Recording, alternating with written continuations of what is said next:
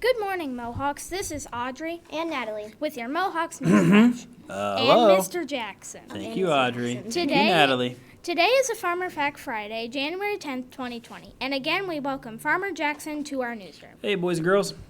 Today for lunch we are having French bread cheese pizza, tossed salad with cherry tomatoes and pears. Monday will be the Tribe fundraiser field trip to Rock and Jump.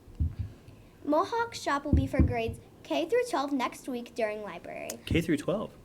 That would be a lot of fun, wouldn't it?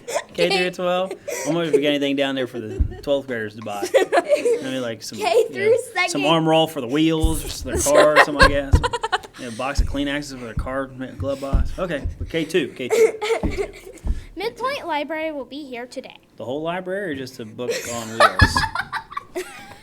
I mean, it says the whole library. I mean, that would be pretty cool. bookmobile. Just like take Bookmobile. the bookmobile. The library on wheels. Well, thank you. I think Miss Yuba does all that. She sets a lot of that stuff up. So, Miss Yuba, thanks for taking care of that. What else you got, ladies? Tech Tuesday will begin Tuesday. Tech Tuesday on Tuesday. Very creative, Natalie. You got a future in show business. From 3:30 to 5 in Miss Halp's room, you will be using the robots, green screen, electronic circuits, 3D printing are just a few things you'll get to use. You need a permission slip signed by a parent to attend. See Miss Halp for more information. Now, make sure it's a parent's, not the family dog. I've seen it Okay. happen before, ladies. What else you We've got? had too many. It seems like something. What else you got? Come on, what else we got? It's the farmer fact. Oh, farmer facts. Okay. So farmer facts. So we talk about goals the last couple of days on morning announcements. So it's something to think about as we talk about those goals. How about our eating habits? So this is something I was kind of researching. I found a little bit more about was how we eat as human beings, especially here in America. 1 in every 4 kids around the world are malnourished. It means they don't get enough food, enough proteins, vitamins, and things like that. So it stunts their growth. So they almost become like little people because they're not getting the right stuff. Does that make sense, Audrey? The right protein. Yeah, right proteins, right things. But also in the same breath, 1 out of every 6 kids in America is overweight or obese. And that's really because we eat a lot of foods that are high in fat. So when we talk about foods that are high in fat, it might be like a McDonald's chicken nugget, Wendy's chicken nugget. A lot of your fast foods and things of that nature are really high in fat. So you want to make sure you kind of stay away from those. If you don't stay away from them, that's okay. You just got to limit your intake. You don't want to eat as much. So you said you're a big vegetable eater. What's your favorite vegetables? My favorite vegetable is probably cauliflower and celery. I like celery. You ever celery with peanut butter? Yeah, it's really good. No? How about you, Audrey? You got any favorite? Probably carrots. You're a carrot girl? Carrots. You don't wear glasses, do you? No. I don't like I wonder, carrots. that's good for your eyes. So I'm a big spinach and broccoli fan. I love broccoli. My kids and I, we grow broccoli in the summer and stuff in our garden. So, so my challenge to you as a farmer fact this year is make sure you guys are eating the right broccolis, the right vegetables, I should say, fruits and things of that nature, because that's definitely how we're going to get bigger and stronger. We're not going to get bigger and stronger by eating a bunch of junk. I just don't like cooked vegetables. Ooh, I love cooked vegetables. Cool. What else you got? Anything else good today? Joke of the day, maybe? Mm-hmm. What you got? Why didn't the son go to college? Why did the son not go to college? That's a good question. Why? Because it already had 1,000,000 degrees. Pretty good. Good job. What else we got? Anything else today? How Today's about the weather will be mostly cloudy with a high of 50 degrees.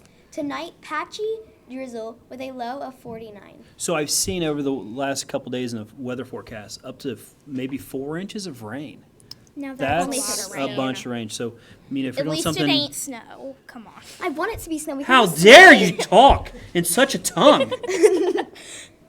Snow days are a great day. They're the best days ever. Those are the to days go I get to sledding. come to work and work really hard while you guys are home sleeping. That's when I get all my work done. How dare you, man. I love snow days, young leaders. Maybe that'll be a next farmer fact next week about how many inches of rain equals how many inches of snow or things of that nature. How about that? We'll look that up. Sound good? Okay, cool. Okay. Today's birthdays are Malia Butler and Denver Barker. Happy birthday. Happy birthday. After announcements, please walk down to the office to get your birthday pencil. Now let's stand for the pledge.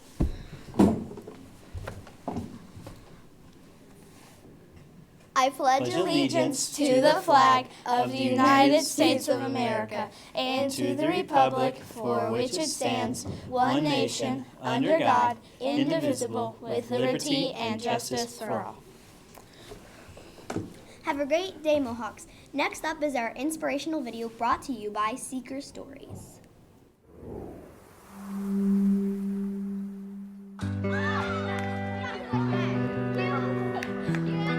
What was different about your body when you were born? I was actually born with one finger on my left hand and a full left leg, but it was curved. I had surgery when I was 2.5 years old to remove the part that was curved, so I had a stump that they could put a prosthetic leg on. And then they took the big toe from that and they put it on my left hand, so I have 2 fingers. I did tons of physical therapy to try to get my new finger to work like a real finger and not like a toe. I was always trying to figure out how to bring them together and how to get them to come together and touch. And I was sitting in the shower and it touched. And it was amazing. I was running around the house screaming, "Yay, I did it!" Because that was like the first milestone. Do you feel different than other kids? Sometimes I do. People do stare and whisper.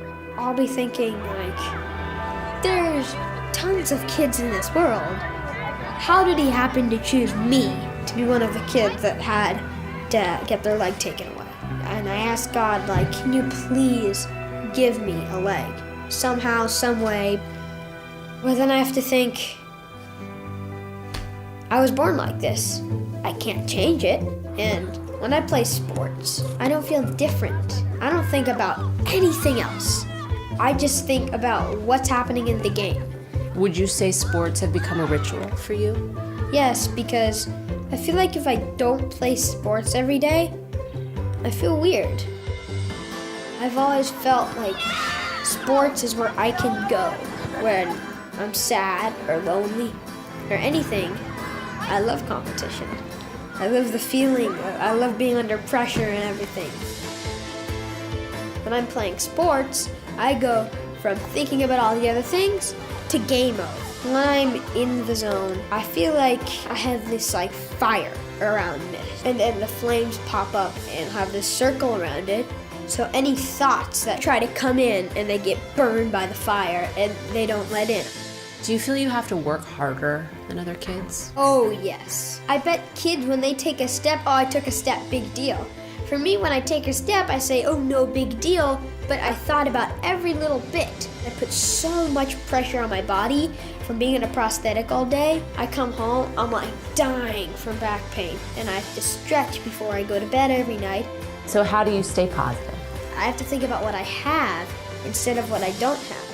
I have a great life. I have a great family.